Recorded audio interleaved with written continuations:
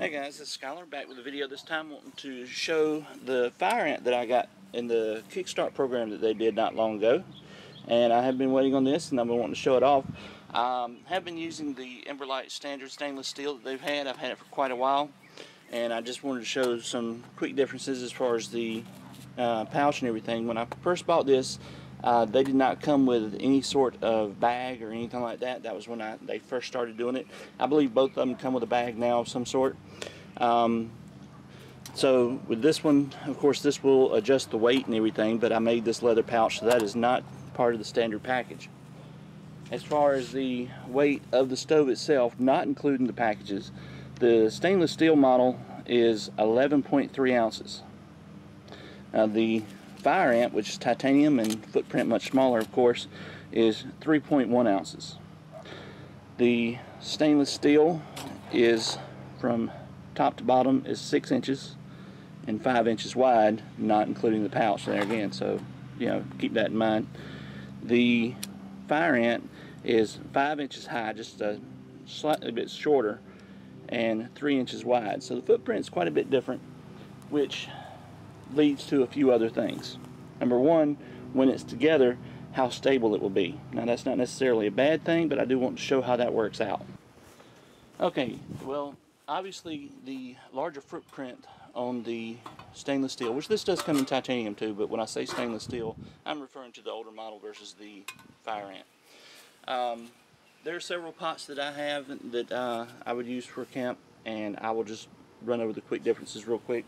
Most of the ones that I have, such as the Snow Peak 750, I would have no problem trusting that either one would be fine on there. One of the others, like the Morse pots and the camp pots that you can get from Four Dog, also this 1.1 liter, no problem at all on either one. Obviously, if it fits in the small one, it'll go in the large one. This is the 1.8 liter. That's kind of starting to get to where I would hit my limit on what I would use the FireAnt for, which is not to give it a negative light. That's just saying that it was meant for something smaller. So it's not necessarily a bad thing. You want them to use things the way they are intended. You wouldn't exactly go out and use your pocket knife when you need a machete. So that would be kind of the limit there. This is a rather large pot, and I even have a little bit of weight from water in it, but I would actually feel kind of comfortable with something this large. This is a 4-quart, and I would put it on the older model, but even though it does go on the smaller one, to each his own, but I really would not feel comfortable doing that. So that's kind of where I draw the line. I'd say the 1.8 liter would be about where I would stop. Now, it has nothing to do with its ability to hold the weight. These things are extremely tough. You can't hardly hurt them, especially the titanium. It's just, that pot's just a little too big, I think. That being said, with stability issues, which I would not really call them issues, it's just what they're designed to do. The old model has the bracer bars that you can put in, and it does a great job, and that's pretty much what it was meant to do. Now, the FireAnt, on the other hand, has a few other features that may make it worth it to you. Let me show you a couple of those.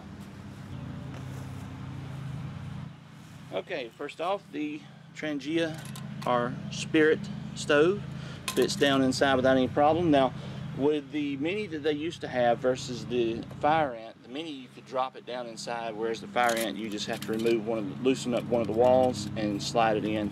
It will not come out, and you can't just reach in and pull it out. That's not really a big deal. I think that works out pretty well. And they also included something that's kind of nice to have. It's this little shelf here. What I'll do is I'll pop this in and show you how that works. Okay guys, well I lit one up just to show you and to kind of get an idea of how the flame is, but I don't think you can actually see the flame. I don't know if the camera's picking it up well or not. But I guess you'll just have to take my word for it unless you can see it or if you can gather the distance there. But the gap between the top of the fuel and where the pot would sit for a Nesbitt tablet works out pretty well.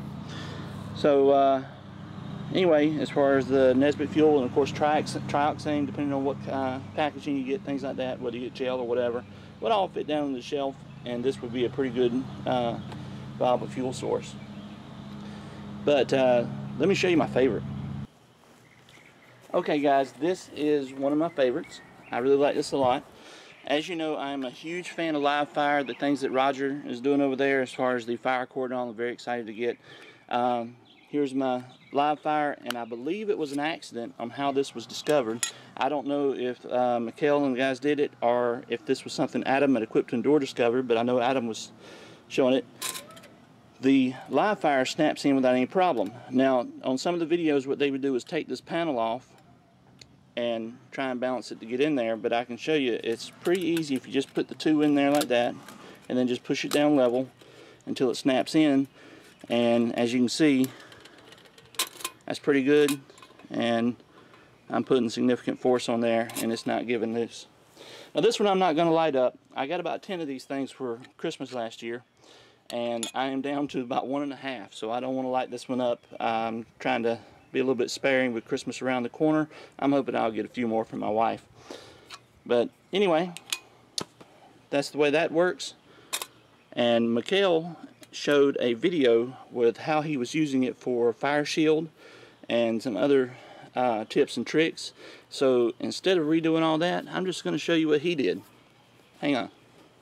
Now I'm going to show you a few variations on how to use your Emberlit as a windscreen with the Trangia or any other alcohol stove you have, because some of the side burners, they're more efficient when the pot's right on top, and you can't do that when it's in the bottom of the Emberlit, so I'll show you that here in just a second. And there we go. So as you can see, what I've done is I have unhooked one side of the Emberlit. As you can, I just took the front off from one of the sides. I did the same thing with the Mini here. And so this allows you almost a 3/4 windscreen. So I can put the Trangia right here, as you can see right there. And then I can take my pot, and I can fit my pot right on top of it, and I can cook like that. So now the Emberlit works as a fantastic little windscreen, and you can use this with just about any stove that you have. You know, the opening is wide enough to fit the fuel hose and the canister through, and so now you have a dual purpose. You can carry that other stove if you want and still use the Emberlit as a backup.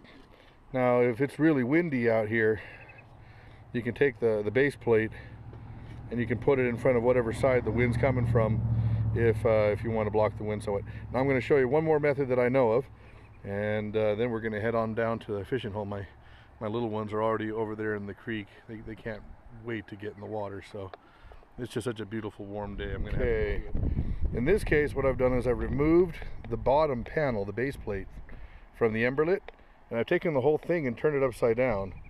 So I don't have to drop the Trangia in from the top. I can put it in through the bottom. And what's nice about this is it won't work with my fat tea kettle. I mean, the tea kettle kind of sits on the top there. I mean, it actually does pretty well. But, you know, you got a pretty good distance between the Trangia and your actual pot.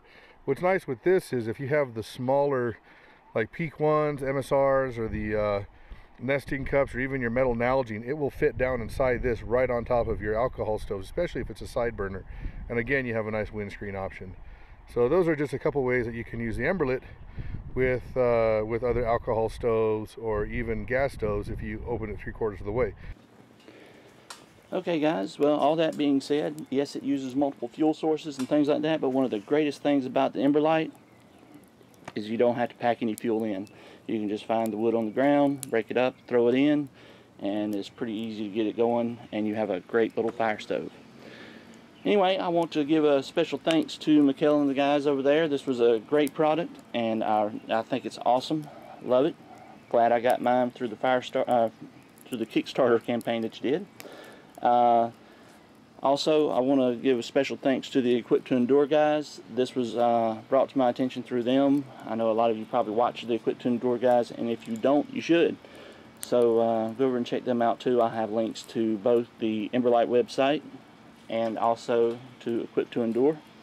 That's pretty much it, guys. If you have any questions, comments, gripes, or hypes, just let me know, and I'll be back with another video real soon. Thanks for watching.